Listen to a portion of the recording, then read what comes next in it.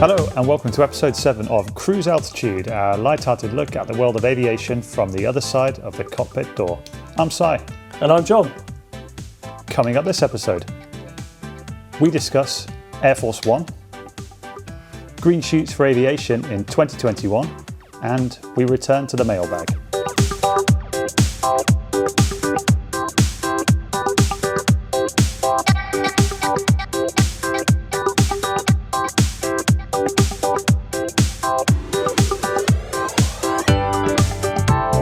So John, we're back. It's been a while. We've had a little winter break, but we're ready to go for Cruise Altitude podcast in 2021.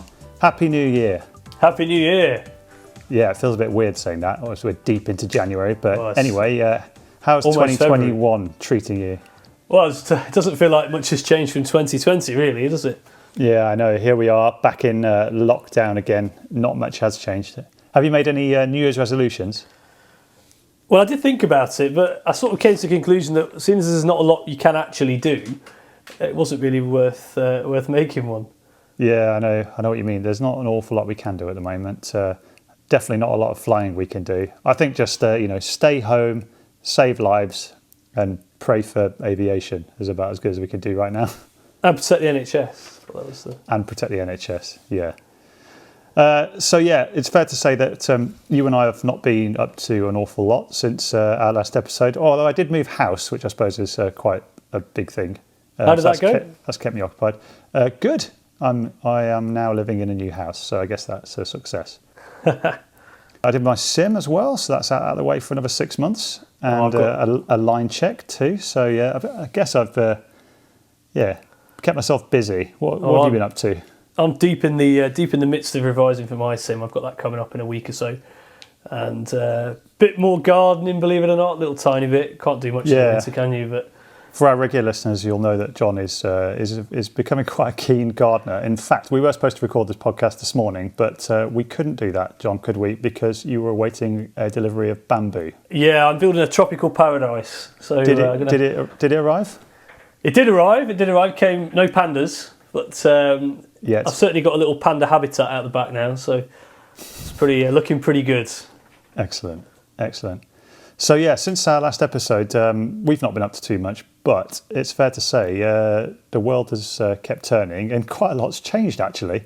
America's got a new president. Yeah, that was big news, wasn't it? Yeah, upwards of 70 million people have now received a vaccine for COVID, which is a pretty staggering number already, considering it's not been around for too long. Oh, it is. That's great progress, isn't it? Yeah, the 737 MAX has returned to the skies. We touched on that in a previous episode, didn't we? We did, yeah. And as we said, here in the UK, we are back in lockdown. So, number 3, is it? Lockdown 3? Yeah, exactly. Losing count. Let's hope this is the last one. Yeah, I hope so. So yeah, America's got a new president. Joe Biden is now a resident in the White House. Welcome, Joe. Hello, Joe. Hope you're listening. Yeah. And I thought it might be topical to have a look up some links between Joe Biden and aviation. He's sat with Michael Palin at the moment listening on the radio. There you go. Michael Palin, one of our bigger celebrity listeners, maybe.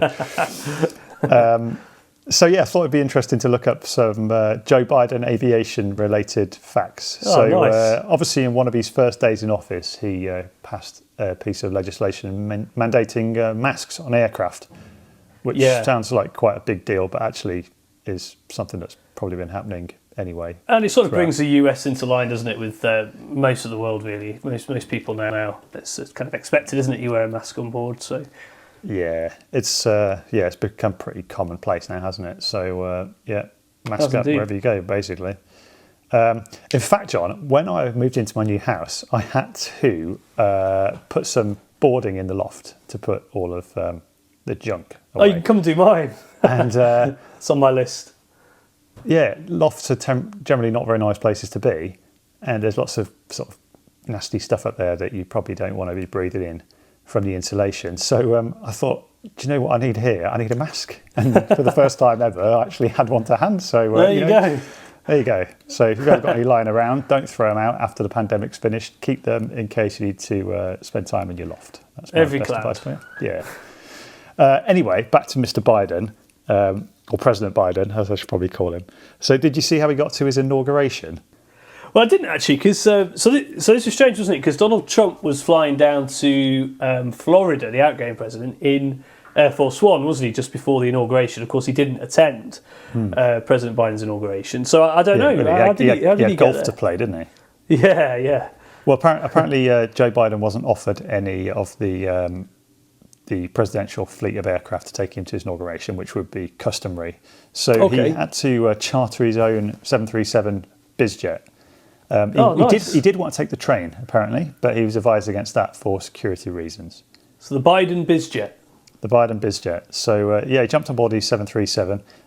The last flight, however, he took, or the last leg of his trip, was from Newcastle Airport in Delaware to Andrews Air Force Base in Washington, which isn't very far. 78 nautical miles, that's all it is. Yeah, I was going to say, not far at all, is it? No, exactly, yeah. Bit of a short flight. How long do you reckon that'd take? Oh, I don't know, what, 10 minutes, 15 minutes maybe, with a bit of messing around. Yeah, pretty short. Yeah, not a long way, is it? No, barely time to drink your gin and tonic, I reckon. However, it did come at a cost. So if you wanted to go and charter that very same 737, then you could expect to pay anything between $12,000 and $20,000 per hour for it. Wow, jeez, that's a lot of money. That's a lot of money, isn't it? Probably more now that President Biden's been on it as well. Yeah, exactly. Yeah. So there you go.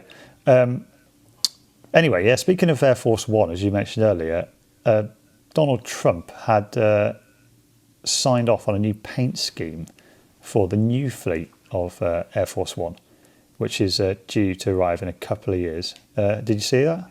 I did. I actually thought it looked quite cool. Although, so it was sort of red, wasn't it? Red, gold, and black, if I remember rightly. I don't think it had black on it. I think it's dark blue, but you're colourblind.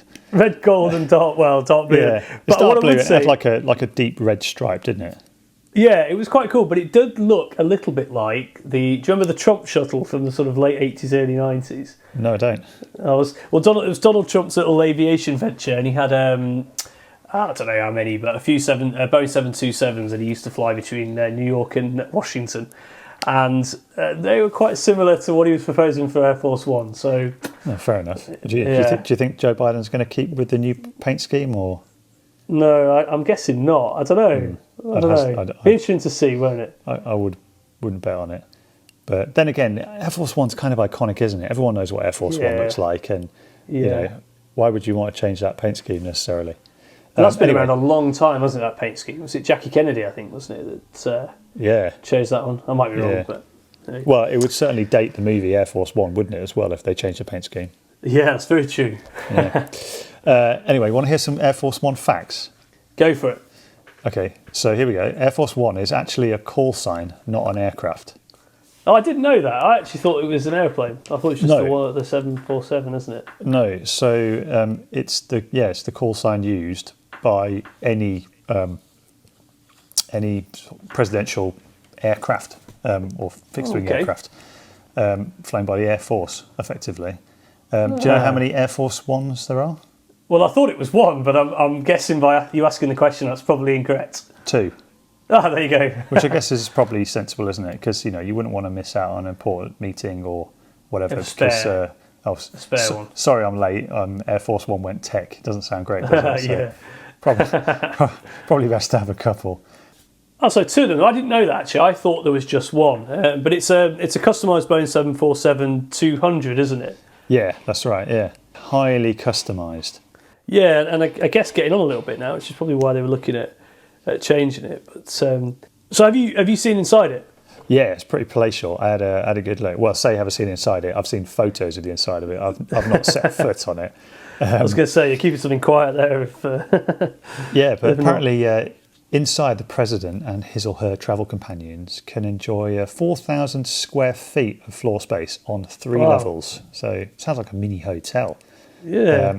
Including an extensive suite for the president that features a large office, toilet and conference room.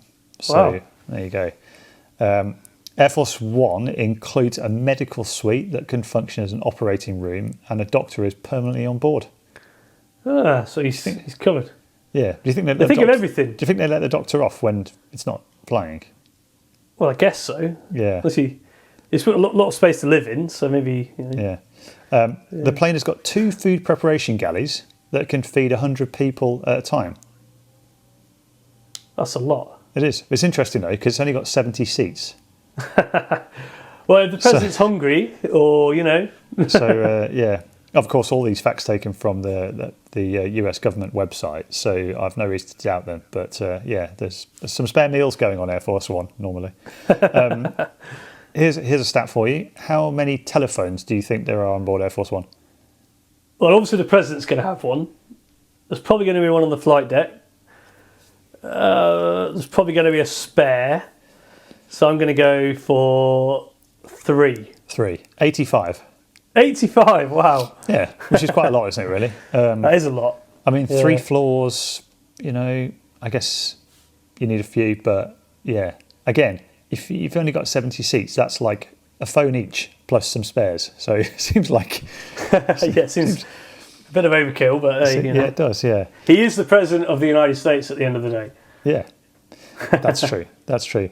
So you know how he said Air Force One's a call sign? Yeah. So that applies to the fixed-wing fleet flown by the American Air Force. Well, sometimes the president would fly on helicopters flown by the Marine Corps. So if that's the case, then instead of Air Force One, they become Marine One as the radio call sign. I didn't know that. There you go. So don't ask me how many Marine Ones there are. Quite a few, so they were looking...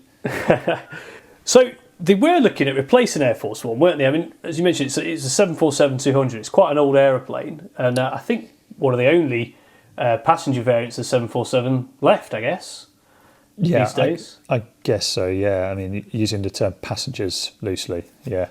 Well, I suppose. Yeah, the current Air Force One aircraft are scheduled to be upgraded with the replacements and to be delivered soon for use by the President and all of his staff, because the current fleet have been around since the days of George W. Bush, who first flew on George them George H.W. Bush, who flew on them in the early 1990s. So, yeah, they're getting on a bit. Yeah, and I guess so we're going for something a little bit more fuel efficient and all that sort of stuff. Yeah, I guess so, yeah. But still 747s, which are, there's not too many of those still being built and sold, are there, to be fair? No, there's not. That must cost a lot of money then. Yeah, well, apparently, despite cost-saving efforts by President Trump, who, is very, careful with his costings, the replacement program is still estimated to cost a staggering $5.3 billion US. Wow, a lot of money. But it's an important piece of kit, isn't it? Exactly, yeah. So, look out for the new Air Force One coming to a place near you soon, maybe. Yeah, I look forward to seeing it. Yeah, very cool.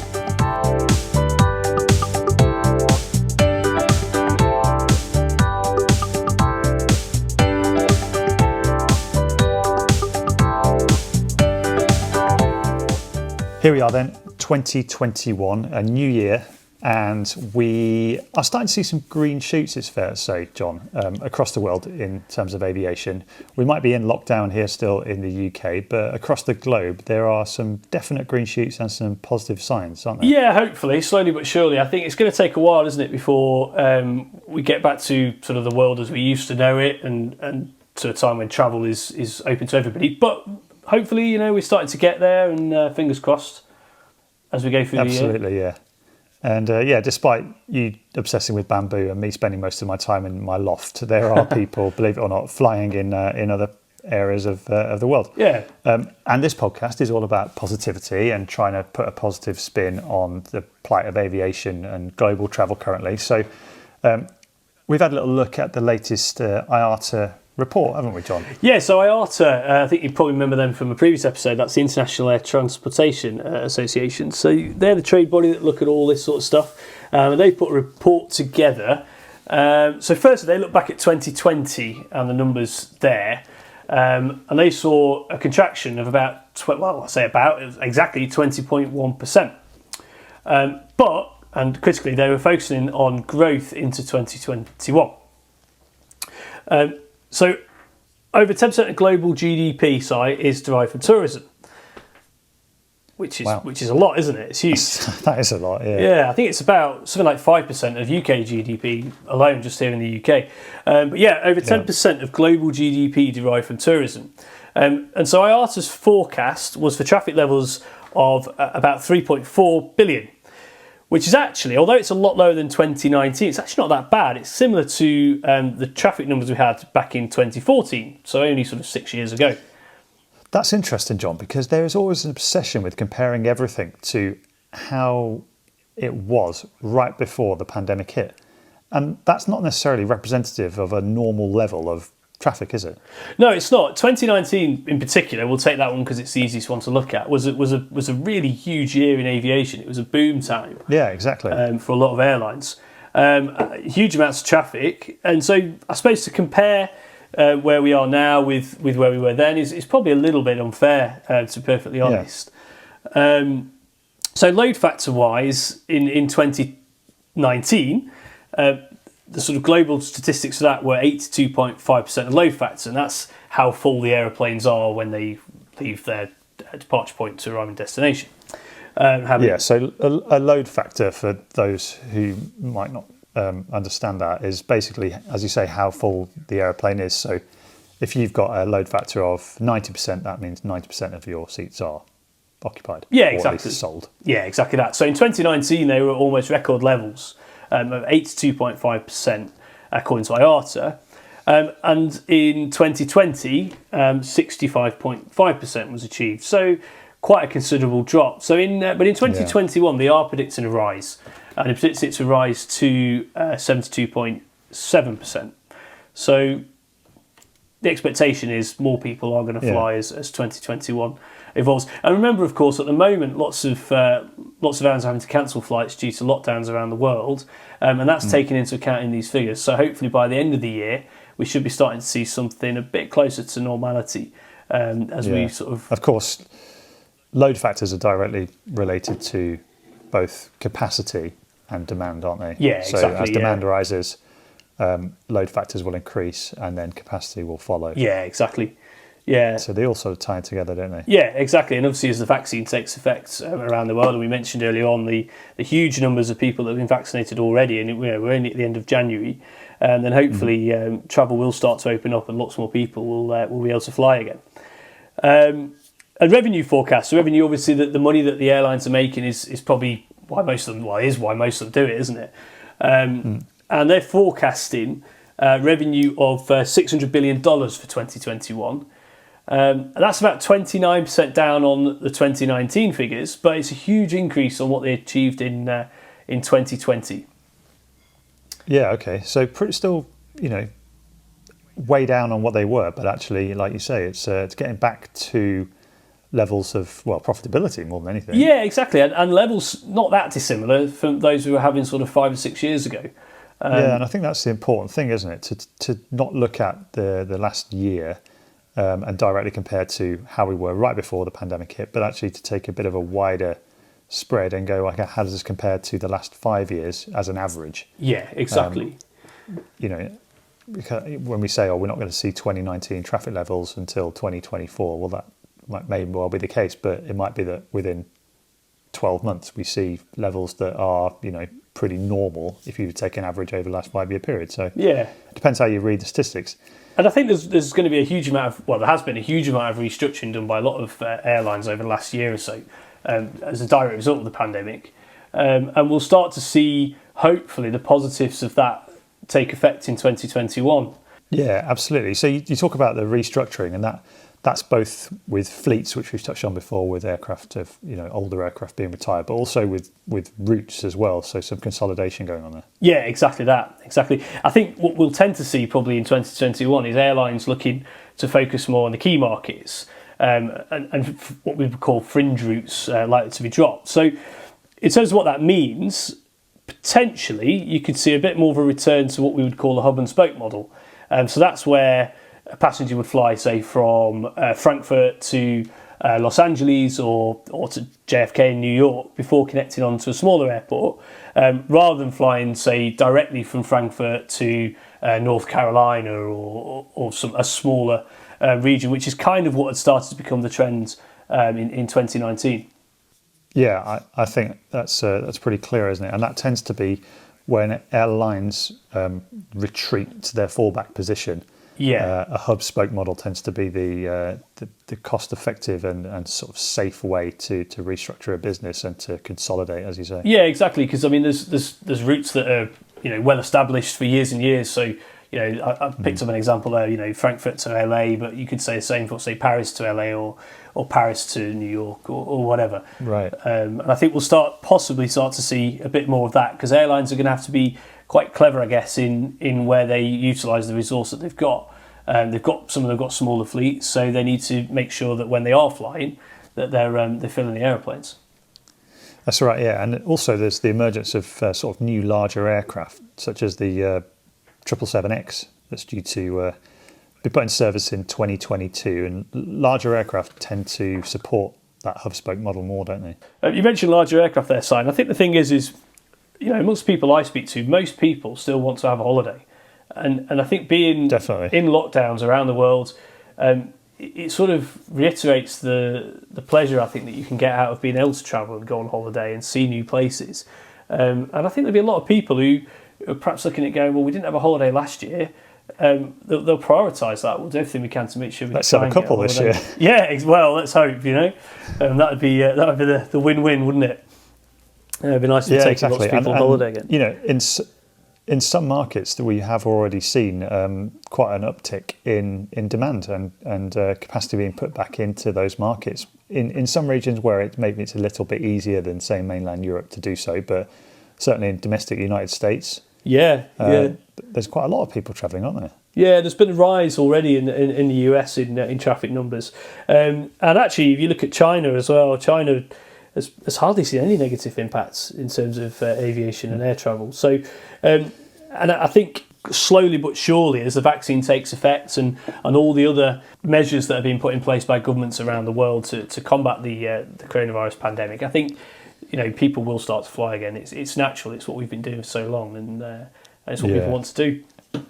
Well, I think you always start with baby steps, and domestic markets certainly come back first, and then probably continental travel, and then eventually intercontinental travel. So it will come. And actually, there's a few things now that are available which are definitely helping to help people to fly with confidence and travel with confidence, and enable people to evade things like quarantines when they get to the other end. So there's quite a lot of testing widely available now, isn't there? Yeah, and I think that will emerge more and more as the year goes on. I think people have accepted now that we've kind of got to live with COVID. It's not going away. We can control it, and that's what I think we're starting to see, as I say, with vaccinations and test and trace programs. But I think ultimately we'll have to accept that it exists.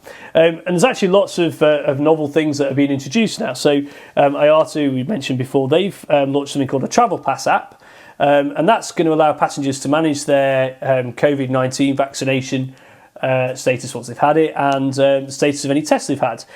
So lots of airlines are starting to trial that in the first half of 2021.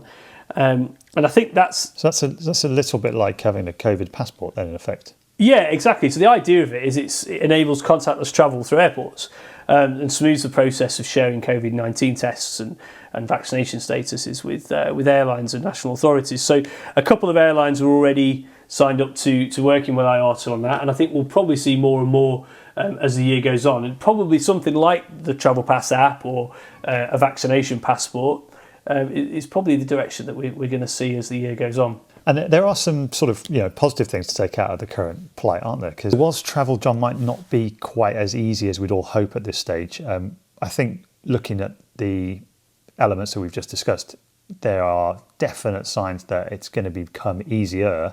And right now, there are some amazing flight deals to be had. Yeah, that's true. I think you're right. I think hopefully by the second half of 2021, travel should become a little bit more predictable, which you would expect would be accompanied by an increase in prices. But if you're willing to take a chance and book now, you're absolutely right. There's some fantastic deals available. So it's a little bit of a gamble, but Yeah, but based on the sort of green shoots that we've just discussed and the trends in some areas of the world, I think it's now's as good a time as any to go ahead and book that holiday. And as we discussed in a previous episode with regards to change fees, no one's locked into anything right now. So, go ahead and book with confidence, as they say. And, hopefully things will turn out how we're all predicting they will, and travel will be opened up, as you say, in the second half of this year. Yeah, exactly. And if you do want to book somewhere specific now, the Seychelles is open. They've reopened to visitors from anywhere in the world who've received 2 doses of an authorised vaccine for COVID-19. So there you go, Seychelles, beautiful part of the world. Also Romania, if you want to go and visit Romania, you can do that as well, providing you've had 2 doses of an authorised vaccine. And there is talk that Iceland as well, they're planning to waive quarantine rules. So anyone who's had an international vaccine has a certificate for it. And apparently they already do that for travellers who can prove they've previously had the virus. So there you go. There you go. And this comes back to what we were saying before, doesn't it, about tourism and GDP. Yeah. Travel and tourism will return because it's crucial to global GDP, and everybody wants a holiday. Yeah, I think everybody wants to go and see family and friends. People want to go and do business. So it's just a case of when, not if. Yeah, and I think business as well. You touch on there, but yeah, that's true. I mean, I think we've all sort of got experience now of using the various different apps that you can use for meetings, but there's still nothing quite compares to face, does it, for doing business? No, that's true. But yeah, jump on the internet while we're all locked down and have a look at some holidays and flight deals, and go ahead and book. Why not? Book flight tickets like you bought toilet roll. Exactly.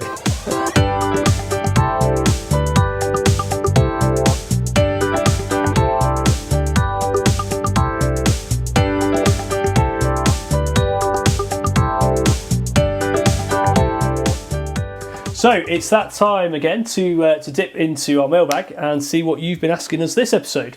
Thanks very much to everybody again for getting in touch with us. We've had loads more questions sent in. We've also had quite a bit of feedback, Si, from our Christmas quiz. Oh yeah. We've had some. I think people will enjoy. Well, I hope you all enjoyed that one as much as we did. But yeah, had some really high scores and some pretty low scores as well that we won't talk too much. Won't talk too much about, but hope you enjoyed playing along with that. We'll have to see if we can get Captain Greg back again at some point. See if he can beat me. Yeah, in another quiz. Another quiz coming soon, I reckon. This time, of course, the questions come from you. Don't forget, if you want to get in touch with us, we love hearing from you all, and you can do that via our email address. It's cruisealtitude@outlook.com, or by our Facebook, Twitter, or Instagram feeds. And you find all the details of those on our website, and that's www.cruisealtitude.com. But as I say, the questions this part come from you. So what have we got this episode, Si? Yeah, so our first question this episode, John, comes from Joe in Stockport. Hi, Joe. Is it in Stockport or Washington? Yeah, definitely Joe in Stockport. Yeah. Joe asks, John, as a professional pilot, can you fly more than one aircraft type? Good question. Yes, you can. Is a short answer, but it's not common, is it, Si? No, it's not. So, just backtracking slightly, there's a difference between having a license to fly a plane and being able to fly an aircraft type. So, once you graduate from flight school, you will have what is known as an airline transport pilot license. That's the one, isn't it? That's it. Which basically says, you're good to go, you're a professional pilot. But what it doesn't actually mean you can do is fly any particular type of aircraft. So then you have to go and complete what is known as a type rating. So that is an additional course that allows you to then fly a certain type of aircraft. Yeah, that's right. So, for example, the Boeing 737 or Airbus A320 would each have their own individual type ratings. But it does get a little bit more complicated than that, doesn't it? Because you can sometimes have dual rating. Yeah, exactly, yeah. So there are certain commercial aircraft that are dual rated. So, for example, the Airbus A320 and 330 are dual rated aircraft types. So that means that when you complete an A320 type rating course, you can then basically bolt on an A330 module, and that enables you to fly both aircraft types. But also, depending on depending on the fleet that your airline has, they may only have one or the other, in which case you just complete the type rating for that. Sorry, John. So it could be possible if you're an A320 rated pilot to do an A330 type rating at the same time, so be dual fleeted, which potentially then could allow you to fly the A319, the A320, the A321, the A320neo, the A321neo, and the 330 and the 330neo. Yeah, which gets a little bit complicated, doesn't it? But to sort of simplify it even more, the reason that you can do that is because Airbus have what they call commonality of types. And basically, to cut long story short, what it means is that the aeroplane cockpits and systems are designed to be very similar across different types of Airbus aircraft. So the idea being that if you can fly an A320, there's only a few things you'll need to know that are different about flying an A330, even though it's a much bigger aeroplane. Yeah. And the same goes actually for the A330 and the A350, but that's complicating things even more. Absolutely. Yeah. And then it may be that an airline has, let's say, two different aircraft that both serve short-haul markets. So, for example, the A320 and 737, completely different types of aircraft. Now, it is absolutely possible for a pilot to be able to fly both types of aircraft, but it's two completely different type ratings. And it's very, very uncommon for that to be the case, simply because, first of all, it's complicated. And as pilots, we're not necessarily good at complicated things. But moreover, it's actually quite expensive for the airline because it's two sets of initial training costs. And then every year, when we go and do our regular simulator checks, they would require us to do a simulator check on both aircraft types. So it also becomes double the work. Whereas with the dual rating, so as we said, the 320 and the 330, it's actually just one. Yeah, exactly. So to answer the question in a simple way, Joe, is yes, you can fly more than one type of aircraft, but it's pretty uncommon, aside from, say, test pilots for a manufacturer or that sort of thing. Yeah, absolutely. Great question, though, Joe. Thanks very much for that. Our second question, John, comes from Rebecca in New York City. I love it when we get international listeners and questions. Rebecca, thanks very much for your question. She says, John, where are you looking forward to flying to when things open up again, and why? It's a great question, Rebecca. It is. I could answer with so many different places. I'd say New York City. Amazing place. Amazing. Love New York. Love flying to New York as well. Great city. Very jealous, Rebecca. I don't know. God, there's so many, isn't there? Probably got me thinking this question, John, because there's so many places that I miss at the moment that just almost became second homes. That now just don't get to go to and see. So, it's quite hard to come up with somewhere. But I'll tell you the place I came up with was Jordan. I absolutely love flying to Jordan. It's So what Jordan in the Middle East? Jordan in the Middle East, yes, that one. Yeah, what? As against other well-known Jordan. Yes, Jordan in the Middle East. So what do you like about? What do you like about Jordan then? I love the people are so friendly over there, so friendly. But also, it's a beautiful country. It's got a great climate. There's loads of stuff to see and do. Loads of great cultural sites to visit. But also, it's one of those places where when you arrive, you feel like you've travelled. So quite often when you maybe hop around Western Europe, everywhere is it's different, but it's all a bit the same. Whereas when you end up somewhere like the Middle East and Jordan particularly, you feel like you get off the plane and you think, oh, okay, yeah, I'm somewhere completely different here, and it's great, love it, miss it. Have you been to Petra then? I have been to Petra. Yeah, that's it's quite a hike, and it's a pretty cool thing to be able to do. While you're at work, effectively. Full on Indiana Jones. Absolutely, yeah. But I'd definitely recommend that, and the Dead Sea as well is a really cool place to go and float around. Incredibly floaty. I bet. Somewhere I've never been actually, Jordan. Never been there.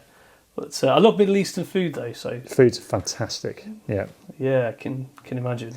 Yeah. What about you? Falafel and hummus. I don't know. Do you know what? Something you hit on there. You said it's great to fly somewhere, and you really feel like you've travelled. I always find Asia is brilliant for that.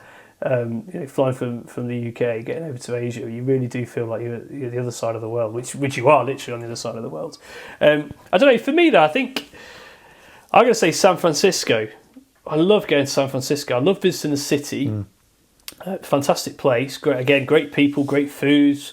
Weather, usually really good. You can get some pretty cold days in San Francisco, and it gets quite foggy as well.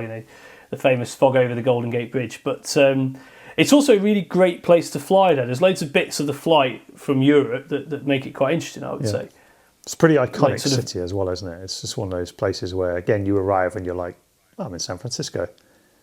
Yeah, and it ticks loads of boxes. Yeah, and it ticks loads of boxes. I mean, on the way there, you fly over Iceland, so you see all the sort of frozen ice caps, and northern Canada. Hudson Bay, which at this time of year is usually completely frozen over. So you get great scenery, sort of flying over there, and then once you get to San Francisco, you've got the Bay Area, the Golden Gate Bridge. Really, really cool approach into the airport. Loads to see when you get there. So yeah, I'd say that's probably the place that I'm looking forward to going back to. I'll tell you what, John, I'm going to have to jump on the internet after this and do practice as we preach to go and have a look at flights to Jordan and San Francisco, because they sound like two fantastic places to head off to. Well, you get some great deals at the moment, Si, like we said. Absolutely. So. I'm not looking forward to the time change, though. No. And jet lag. True. Depends where you're coming from. It does. But it's always tricky going over to the West Coast from the UK. Yeah, absolutely. Great question there, Rebecca. Thank you very much for that. And thanks again for all your questions. We love hearing from you. I think that's probably all we've got time for again this episode, John. Yeah, and we've got some great features coming up as well, haven't we, Si, over the next few weeks? Yeah, we have. For you here on the podcast. Absolutely, yeah. We've got some special interviews coming up, some new features. And of course, we'll continue to work through the mailbag and answer as many of your great questions as we can. So keep them coming in then. It's great to hear from you from all over the world. We're getting more and more from the States at the moment, aren't we, Si? Which is really nice to hear. We love hearing from you all. But as I said earlier, cruisealtitude.com is the website, or cruisealtitude@outlook.com is our email address if you want to send them in to us. But as you say, that's about it. So it's goodbye from me. We'll speak to you soon. Keep it down to earth with Cruise Altitude.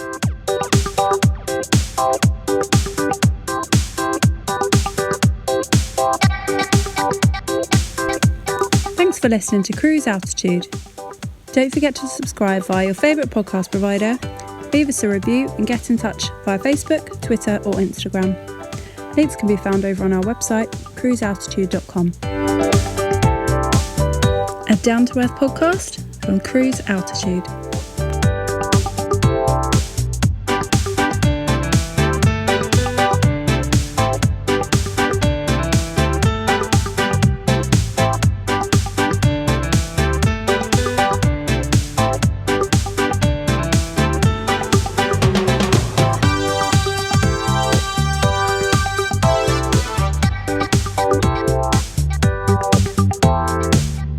I really need a haircut.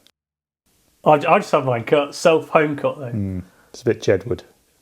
I quite like it.